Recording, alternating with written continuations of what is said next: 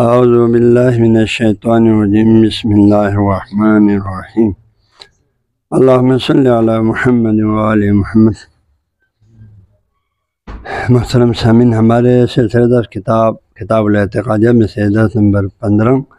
آج کا عنوان جو ہے تقدیرات پر اعتقاد کے حوالے سے ہے۔ تقدیرات پر اعتقاد کے حوالے سے اور تقدیرات کے حوالے سے جو ہے ایک سوال یہ ہوتا ہے بھائی تقدیر سے کیا مراد ہے؟ تو تقدیر سے کیا مراد ہے؟ اس سلسلے میں جو ہے بنداخی نے عقائد الواشط سوال و جواب میں یہ سوال اٹھایا، اس کا مختصر توضیح لکھا ہے اردو میں، تو اسی بحث کا خلاصہ ہے، وہ آپ کو ایک دفعہ پڑھ کے سنا دوں۔ فرمایا تقدیر سے کیا مراد ہے؟ تو اس کا جواب یہ تقدیر کا لغوی معنی اندازہ کرنے کے معنی میں ہے نا، کس چیز کی اندازہ کرنے کے معنی میں۔ دینی نقطۂ نظر سے جو عقائد کے باب میں آتا ہے، دیکھا جائے تو تقدیر سے مراد وہ اندازہ گیری اور وہ فیصلہ ہے جو اللہ تعالیٰ نے ازل سے کائنات کی ہر چیز کے بارے میں اپنے علم سے کیا۔ اللہ تعالیٰ نے ازل میں ہی ہر چیز کے بارے میں کائنات کی تخلیق سے پہلے اس کے بارے میں یوں سمجھو اللہ کا، اس کو ابھی دوسرا مجھ میں نجم الدین ثاقب نے جو علم اجمالی سے تعبیر کیا، اللہ نے اپنے علم کائنات کے بارے میں ایک اجمالی علم، یعنی جس کو تصوف کی کتاب میں آپ لوگوں نے پڑھا ہے، اس کو اسی تقدیر کو جو اللہ نے اپنے ازل میں طے کہ اس کو صور علمیہ سے بھی تعبیر کیا ہے، آیان ثابتہ سے بھی تعبیر کیا ہے، چند تعبیرات ہیں۔ تو یہاں جو ہے بنداخی جو توضیح لکھا ہے وہ یہ ہے کہ اس تقدیر سے مراد وہ اندازہ گیری اور فیصلہ ہے جو اللہ تعالیٰ نے ازل سے کائنات کی ہر چیز کے بارے میں اپنے علم سے کیا ہے، ہر چیز کے بارے میں اپنے علم سے کیا۔ مثلا کون سی چیز کب موجود ہوگی، کیا ہوگی، کیسے ہوگی، کس چیز میں ہوگی اور کس طرح ہوگی، اس طرح ہر فرد و اقوام کے بارے میں بھی، کلیات کی صورت میں ہے نا، ہر فرد کے بارے میں بھی، اقوام کے بارے میں بھی، فلاں قوم جو ہے کہاں ہوں گے، کدھر ہوں گے، کہاں آباد ہوں گے، ان کی خاص خصوصیات کیا ہوں گے، یہ سب چیزیں ہر فرد و اقوام کے بارے میں بھی اس ذات نے ازل میں اور اپنے علم محیط، اللہ کو علم جو ہر چیز پر چھایا ہوا ہے، علم محیط اور کامل سے جو کچھ قلم کو لکھنے کا حکم دیا، قلم جو کہ تعین اول ہے اس کو لکھنے کا حکم دیا ہے، اور اب اس علم الہی کے خلاف ورزی ناممکن ہے۔ ازل میں اللہ نے اس کائنات کے بارے میں سمجھو جو فیصلہ اللہ نے جو ہے فرمایا اور قلم کو لکھنے کا حکم دیا اور قلم نے لکھ دیا، تو اس علم الہی کے خلاف جو ہے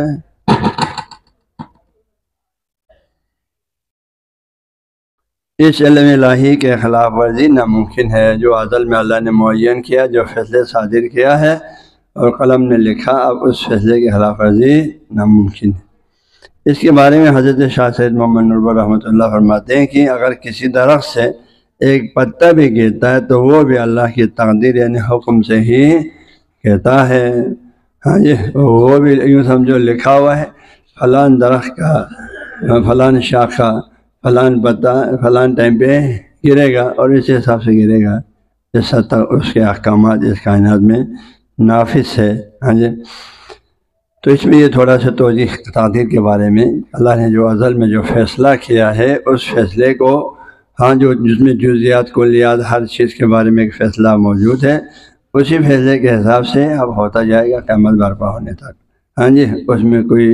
آگے پیچھے نہیں ہوگا۔ اللہ تعالیٰ کا علم چونکہ محیط ہے، وہ جو ہے ازل سے ابد تک کا فیصلہ کر سکتے ہیں، جب چاہے کر سکتے ہیں، اس کے لیے کوئی چیز مشکل نہیں۔ اور اسی مقام پر تقدیر کی بات شروع کرنے سے پہلے آغا سید علی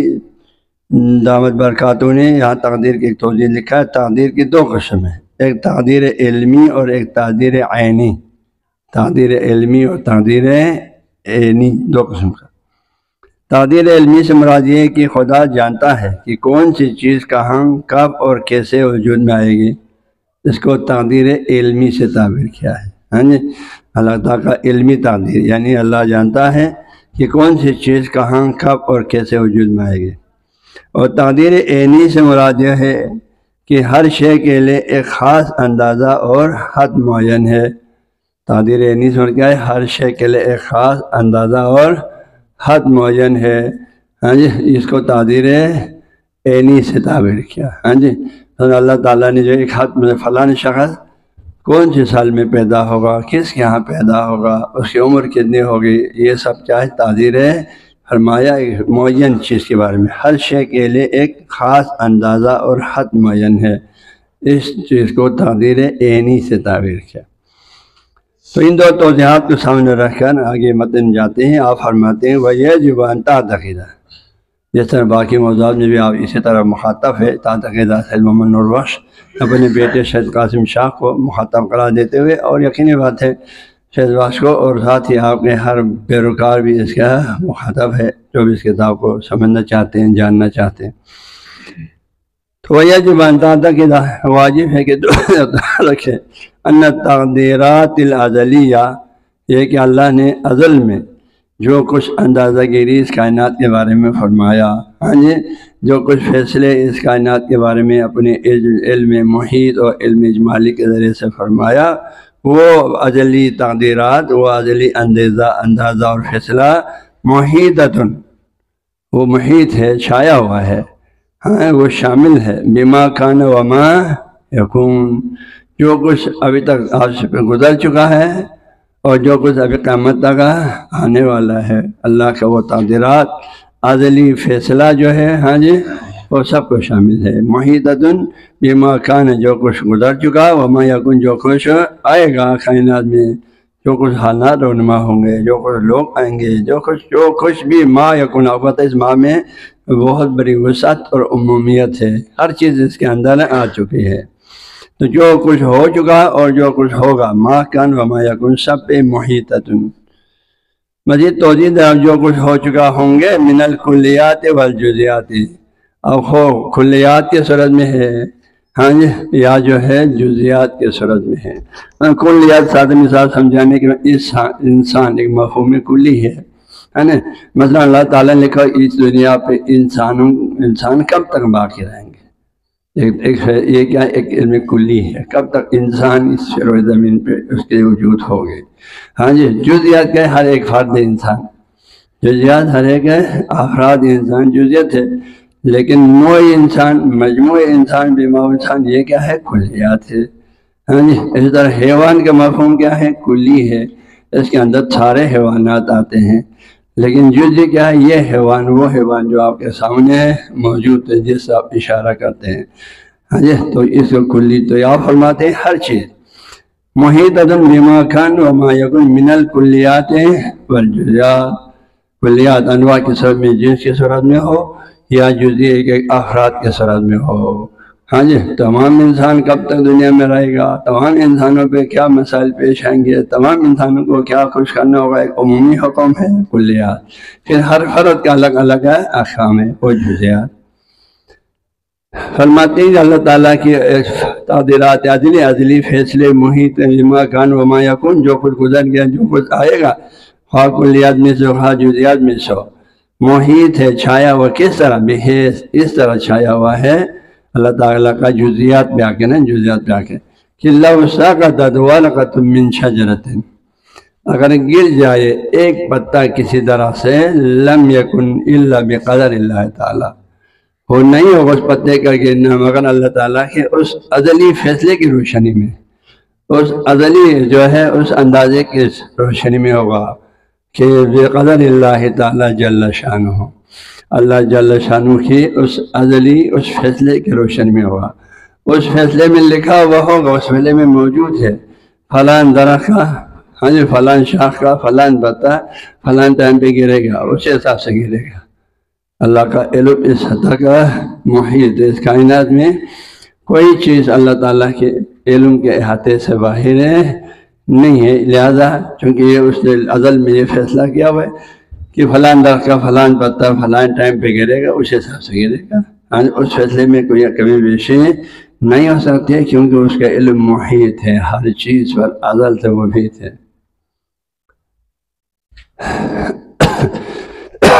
اب آپ فرماتے ہیں یہ جو میں نے بات کی ہے اللہ تعالیٰ کا جو عدلی فیصلہ، ہاں جی، ازل میں اللہ تعالیٰ نے ہر چیز کے بارے میں جو فیصلہ صادر فرمایا ہے، وہ جیسے کلیات اور جزیات کے صورت میں وہ ما کان ما یکون، جو کچھ گزر گیا جو کچھ آئے گا ان سب کو شامل ہے، خواہ وہ کلیات کے صورت میں خواہ جزیات کے صورت میں، اور جزیات کی مثال میں دے رہے ہیں۔ حتیٰ ایک درخت سے ایک پتا بھی گرے گا تو وہ بھی اسی فیصلے کی روشنی میں گرے گا جو اللہ نے ازل میں فرمایا ہے، مقدر کیا ہے۔ اب آپ فرماتے ہیں اگر کسی کو میری اس گفتار میں شک ہو تو آپ فرماتے ہیں وہ علم نجوم پڑھے۔ فرماتے ہیں علم نجوم میں اگر آپ کو صحیح مہارت حاصل ہو جائے، صحیح مہارت، ہاں جی، علم نجوم میں آپ کو ستاروں کے بارے میں پڑھتے ہیں، ان کی خاصیات کے بارے میں پڑھتے ہیں، ہاں جی، ستاروں کے جو طلوع غروب کے جو اثرات ہیں وہ پڑھتے ہیں۔ کہتے ہیں کچھ ستارے سالوں بعد طلوع ہوتے ہیں، کچھ ستارے مہینوں میں طلوع ہوتے ہیں، کچھ ستارے روزانہ طلوع ہوتے ہیں، ان کے مختلف اللہ تعالیٰ کے ایک نظام ہے، ہاں جی۔ اور ستاروں کے بھی 12 برجیں ہیں، تالے ہیں، ان میں جو آنے کے حساب سے ہر ستارے کا ایک الگ خاصیت ہے۔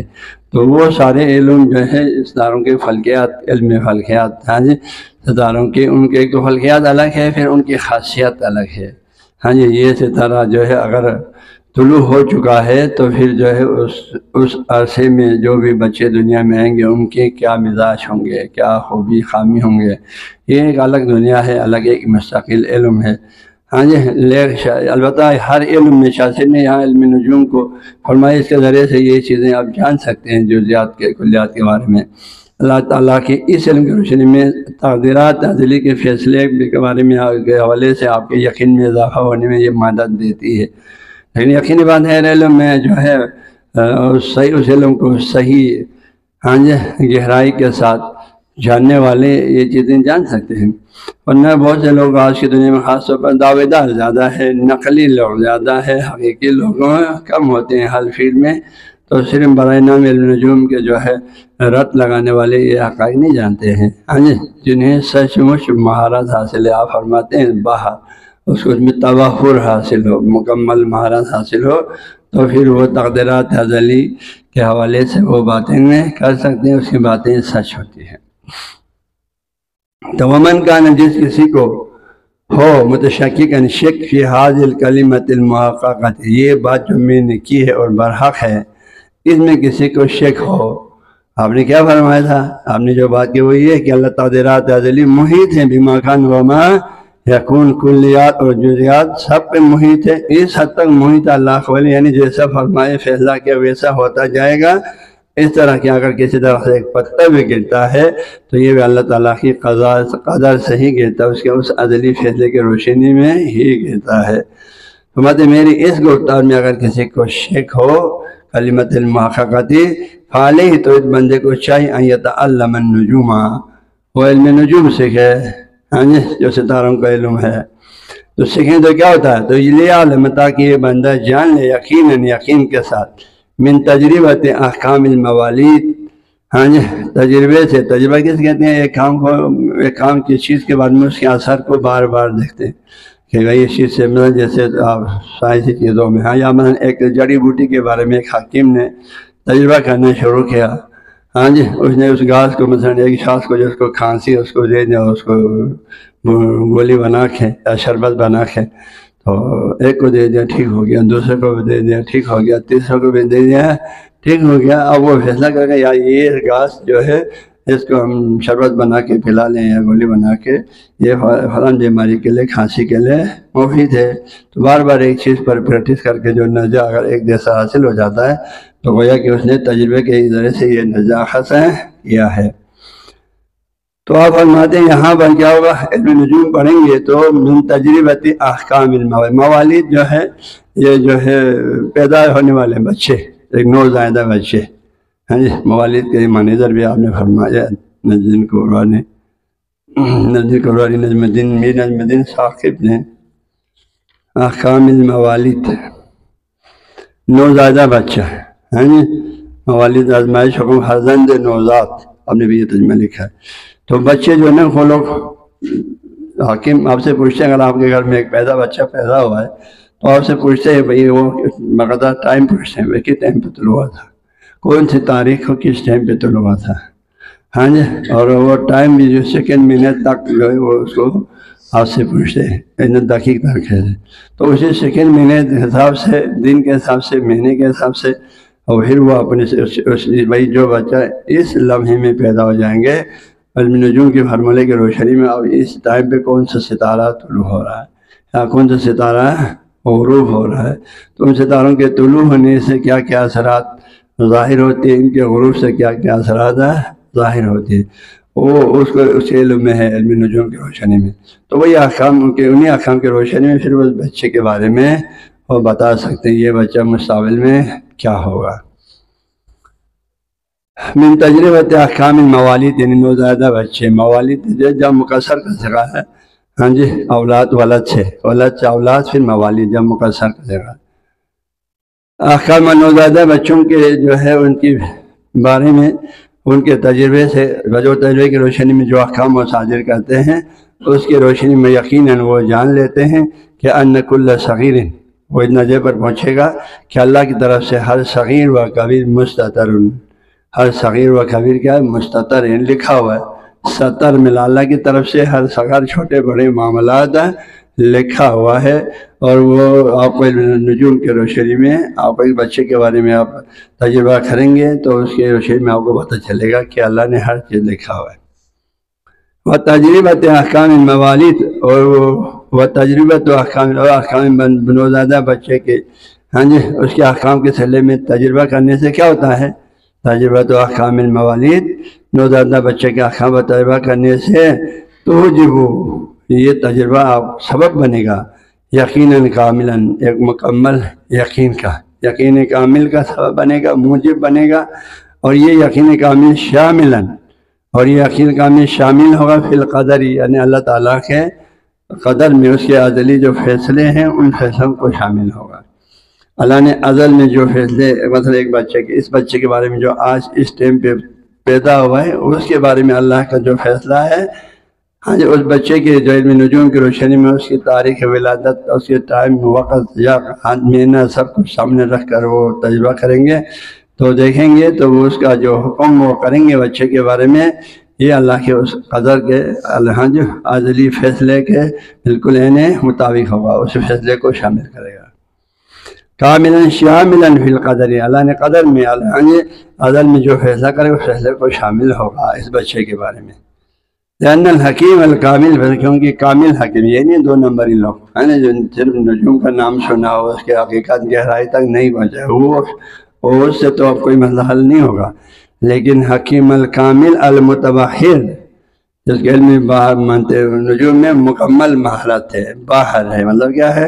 مکمل مہارت ہے، کیونکہ وہ شخص جو حکیم ہے، کامل متبحر ہے فی علم النجوم میں، علم نجوم یعنی اس کو مکمل مہارت حاصل ہے، یہ شخص یحکم حکم کرتا ہے علی المولود، اس بچے کے بارے میں جو پیدا ہوئے ہے، علی المولود الذی، اس بچے میں یرصد درجۃ طالعہ، وہ یرصد کا معنی کیا ہے؟ رصد، یرصد نگاہ رکھنا، بغور دیکھنا، مشاہدہ کرنا، ہاں جی، یہاں لکھا ہے رصد الافلاک، ستاروں کا مشاہدہ کرنا، تو یہاں پر کیا کہتے ہیں؟ یہ جو حکیم جو ہے علم نجوم کا ماہر، وہ دیکھتا رہتا ہے اس بچے کے جو ہے ولادت کے ٹائم پہ، ہاں جی، ستارہ کہاں پہنچا تھا، فلاں ستارہ کہاں پہنچا تھا، طلوع ہوا تھا، نہیں ہوا تھا، طلوع ہو کے اس کا کتنا سیکنڈ ہوا ہے، گھنٹہ ہوا ہے، منٹ ہوا ہے، وہ سارے چیزیں دیکھا، ہاں جی، چونکہ اس کا دن جیسے 12 برج، ابھی آپ کتابوں میں تعداد کتابوں میں دیکھیں 12 برج ہے، ہاں، ان برجوں کے حساب سے بھی ہوتے ہیں، ان برجوں کے علاوہ اور بھی بہت سے ستارے ہوتے ہیں، ان کے بھی بڑا دخل ہے۔ فی علم نجوم میں یحکم علی المولود الذی، اس بچے کے بارے میں یرصد، یعنی کیا وہ نگاہ رکھتا ہے، دیکھتا رہتا ہے، درجۃ طالع، اس کے طالع کے درجے کو، یعنی یہ کون سے طالع میں، کون 12 برج ہیں، 12 طالع میں سے کون سے طالع میں وہ پیدا ہوا ہے، اور اس کے کون سا جو ہے درجے میں پیدا ہوا ہے، یعنی اس کے آوردین کو جو 24 گھنٹوں میں تقسیم ہے، گھنٹوں کو پھر سیکنڈ میں تقسیم، منٹ میں تقسیم ہے، منٹ کو سیکنڈ میں تقسیم ہے، وہ اس ٹائم کے لحاظ سے اب وہ ہر لمحہ اس کے درجات چینج ہوتے جاتا ہے، ڈگری دوسرے الفاظ میں، تالے کے درجے یعنی ڈگری کو دیکھ کر اور دقیقت اور اس کے ہر منٹ کو دیکھ کر کہ فلاں منٹ میں یہ ستارہ کہاں پہنچا ہے، فلاں منٹ میں یہ ستارہ فلاں جگہ پر پہنچے، اور اس لمحے میں کوئی بچہ پیدا ہوا تو اس کے اوپر اس ستارے کے کیا کیا خصوصیات ہوتے ہیں، اس بچے کے اوپر اس کے کیا کیا اثرات ہیں، یہ ساری چیزیں وہ چیک کرنے کے بعد،